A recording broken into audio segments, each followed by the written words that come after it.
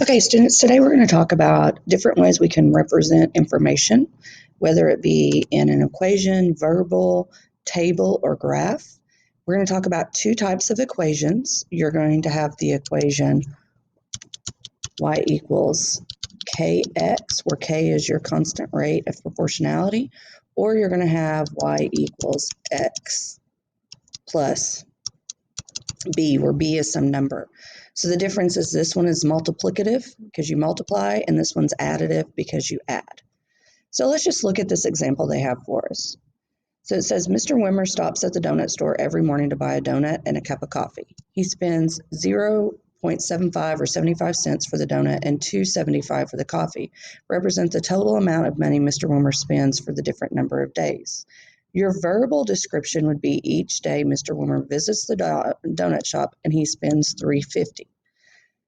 Your equation could be represented as X, the number of days, Y, the total cost in dollars, and the equation would be Y equals 3.5X.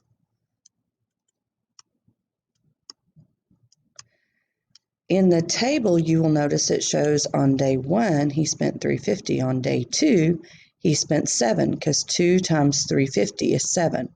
On day 3, times $3.50, we get $10.50 and so on.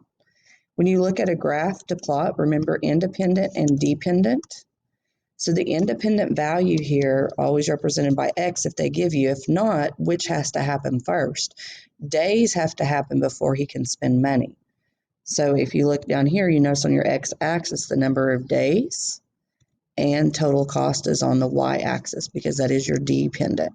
So on number of days, on day 1, he spent $3.50. On day 2, he spent $7. So it's halfway between 6 and 8. On day 3, he spent $10.50, just barely over 10. So as you go through and look at your different ways, you have to know all the ways that you can be able to represent this information and could be asked in any way to represent it. So let's try one down here. It says every day Allie runs 2 more laps than Jen runs. Represent the relationship between the number of laps Jen runs, X, and the number of laps Allie runs, Y. So our verbal would be this sentence right here. Allie runs 2 more laps than Jen runs. That's what our whole part is built on. Let's go ahead and do our graph first because sometimes, our table, because sometimes it's easier to do our table and we can realize our equation from there.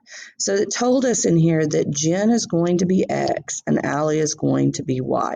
So I'm going to go ahead and put X right here and I'm going to put Y there next to, and did I do that? Yes, X and Y. I got lost on the names for a second. So if we think about this, if Jen runs 1 lap, Allie runs 2 more laps than Jen. So if Jen runs 1, Allie runs 2 more. 1 plus 2 is 3. If Jen runs 2, 2 plus 2 is 4. If Jen runs 3, 3 plus 2 is 5. If Jen runs 4, 4 plus 2 is 6.